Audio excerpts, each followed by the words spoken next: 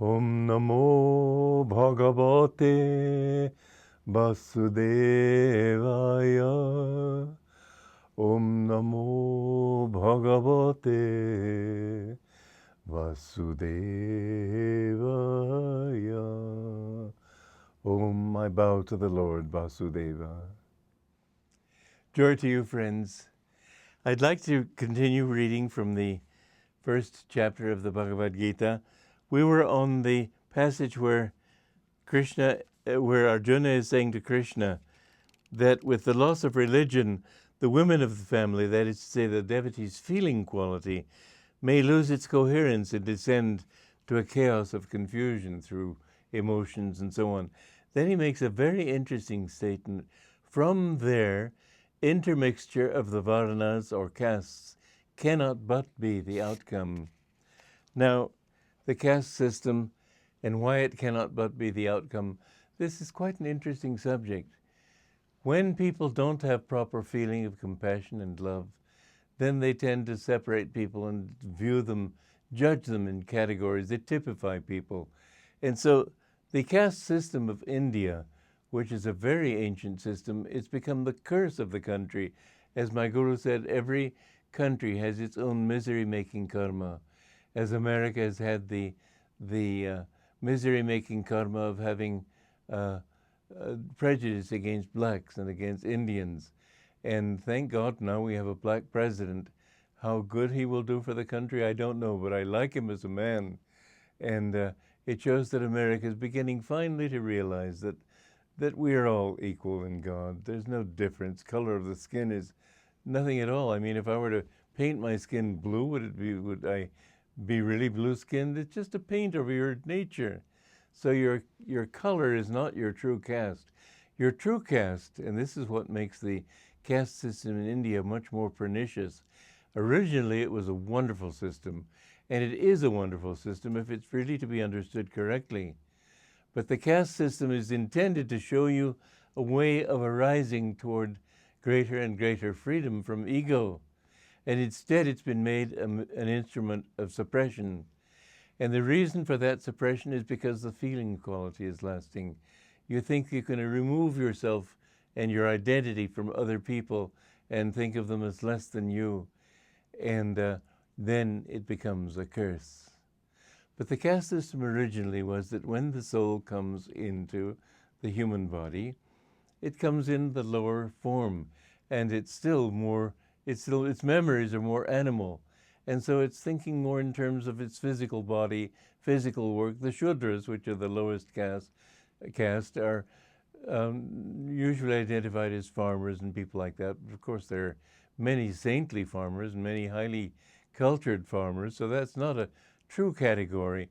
It was not a social system, really, at all. In fact, you can't, in those days, society was much more sophisticated and complex than having just farmers, merchants, warriors, and priests. But they typified this quality in human nature. The Shudra is that sort of person who thinks more with his body than with his brain. Then as he begins to find that he has a body, has a brain, and can think intelligently, his first thought is to think about what gain for myself. So he's typified as a Vaishya, a merchant, a Paka Banya, you might say, somebody who is able to cheat anybody to get what he wants. This is the typical merchant. And the Shudra is told to try to develop his thinking. And so the step above that is somebody who uses his brain, but uses it for ego-serving purposes. Then gradually he begins to learn over many incarnations that he's happier when he shares what he has with other people than when he takes from them. He's happier when he is truthful to other people than when he's cheating them. And so gradually he develops that quality which is known as Kshatriya. A Kshatriya is typified as a warrior, but in fact, the purpose of a warrior, he's used as the symbol of this caste because he's somebody who doesn't think in terms of his own life even. His duty is, if necessary, to surrender his life for the protection of his home and family and nation. And so a warrior is symbolic of that kind of person who thinks in terms of not what do I want, what's in it for me, like that Charlotte's Web movie, What's in It for Me, Charlotte? The rat, that's his sort of mantra, you might say. But somebody reaches the point of refinement in his soul where he begins to see, well, what's in it for me is that if other people are happy, I'm happier.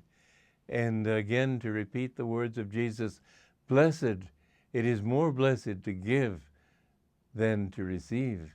You feel more blissful when you can expand your sense of ego identity to include the well-being of others and their happiness. And when you can see other people happy, you're much happier.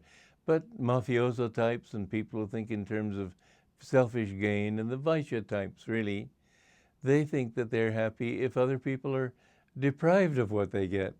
They feel that they've gained when they cheat somebody of money. Well, that isn't so. You lose too. The law of karma is very exacting, but bit by bit you learn your lesson, and it takes perhaps a long time, and that's why it's terrible to think that God will punish you for the mistakes of one life. You're in school. You've got grades to pass through.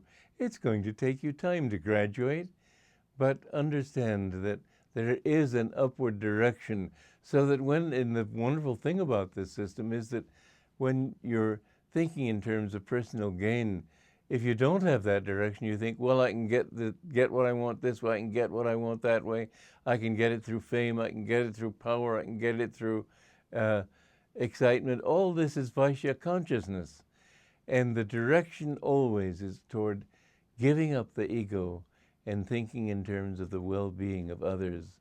A Kshatriya doesn't have to be a warrior.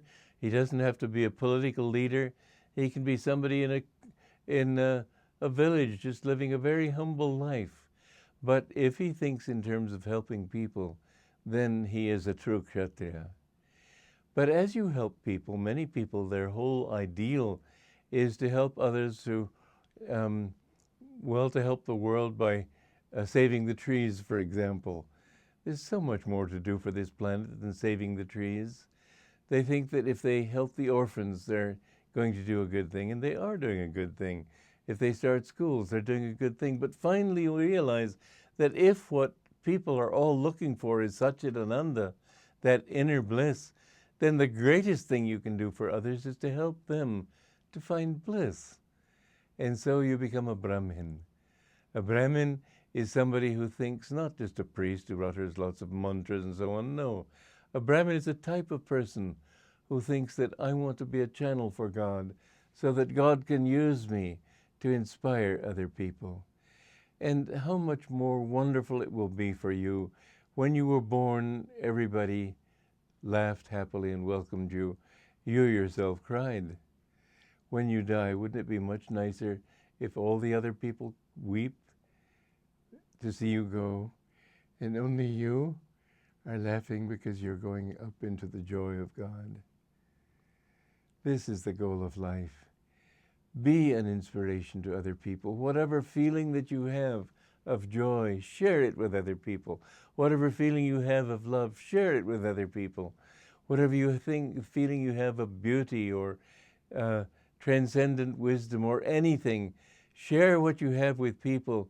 Don't hold it under a bushel. Jesus said, don't hide your light under a bushel. Let other people know. Don't impose it on them. But you know, even when walking down the street and you see somebody with sad eyes, a smile can change his whole day. Think of it.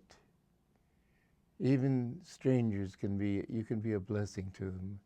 If you really feel that God is in them, everybody's looking for the same bliss.